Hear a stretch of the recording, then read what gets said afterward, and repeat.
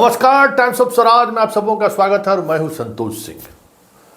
और आज हम टाइम्स ऑफ स्वराज में चर्चा करने जा रहे हैं, क्या वाकई में चुनावी मैदान में उतरने से पहले ही लालू ने आत्मसमर्पण कर दिया है शाह के सामने। जी हाँ, ये सवाल हर उस मीडिया हाउस के गलियारे में घूम रहा है जो बिहार के नब्ज को टटोलने के लिए अपनी पूरी टीम को बिहार भेजा है। और उस टीम के तमाम सदस्य कहीं न कहीं इस विषय को लेकर एक दूसरे से सवाल कर रहे हैं कि लालू आज समर्पण कर गए क्या? तर्क क्या है, जरा आप भी सुनिए।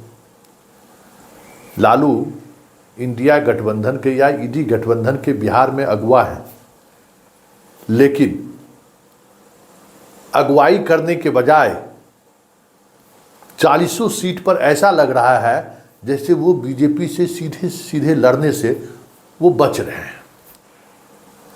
पटना साहिब जैसा सीट जो बीजेपी का 110% सुरक्षित सीट माना जा रहा है, वहाँ खुद लड़ने के बजाय कांग्रेस को लड़ा रहा है। मतलब पहले ही वहाँ बीजेपी को उन्होंने वॉक ओवर दे दिया। इसी तरीके से कोई एक ही सीट की बात नहीं है। नालंदा, वो नालंदा जो अभी तक नीतीश के लिए अवैध दुर्ग रहा है, वहाँ भी खुद नहीं लड़कर भाकपा माले को भेज दिया। अब आप समझ सकते हैं कि भाकपा माले नालंदा से क्या रिश्ता है। एक भी विधायक नहीं, कभी चुनाव नहीं लड़े इस तरीके से, और उन्हें नालंदा भेज दिया गया। आप समझ सकते हैं। मतलब जो दो महत्वपूर्ण गठबंधन बिहार में ईडी गठबंधन के सामने चुनौती पेश कर रहा है, या यूं कहें कि दो दो हाथ करने को तैयार है, उस दोनों गठबंधन का जो सबसे महत्वपूर्ण सीट है, उन सीटों पर आरजेडी खुद लड़ने से बच रही है। बात यहीं तक नहीं है। आरजेडी 26 सीटों पर लड़ रहा है, जिसमें मात्र 10 सीटों में वो बीजेपी के आमने सामने है। 16 सीट जदयू और हम और लोजपा रामविलास से वो लड़ रहा है। मतलब चुनावी गणित में भी उनकी कोशिश ये रही कि बीजेपी से कम मेरा सीधा साकपा पड़े। और जिन सीटों पर सीधा साकपा है भी, मतलब सीधा आमने सामने है, उसमें 2 उनकी बेटी का सीट है। मजबूरी है, पाटलिपुत्रा और सारण। और तीसरा जगदानंद सिंह का बेटा बक्सर से चुनाव लड़ेंगे। तो 10 में 3 सीट तो इनकी मजबूरी है, जहां वो आमने सामने है। उसके अलावा जो 7 सीटें बचती हैं, जिस दरभंगा से आज तक कभी यादव चुनाव ही नहीं लड़ा है, लालू का जिस समय में यादव राज था उस समय में भी नहीं लड़ा है, वहां यादव को खड़ा कर दिया। बात चल रही थी कि मुकेश सहनी को दिया जाए, लेकिन वहाँ सहनी वोट काफ़ी है, और अगर सहनी को दिया जाता तो बीजेपी के उम्मीदवारों की मुश्किलें बढ़ सकती थी।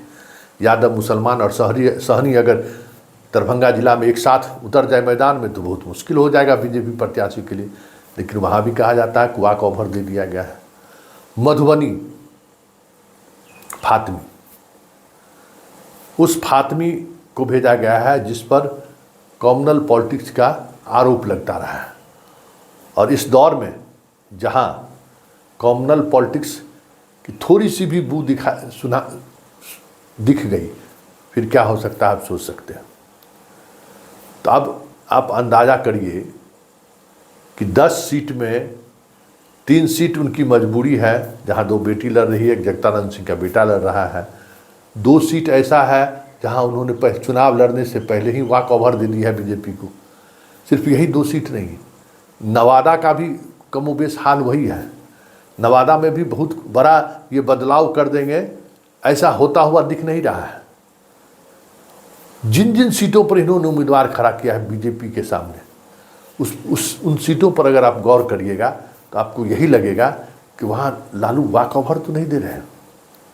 और कांग्रेस ऐसी पार्टी को 9 सीट दिए हैं, उसमें 5 बीजेपी सामने है।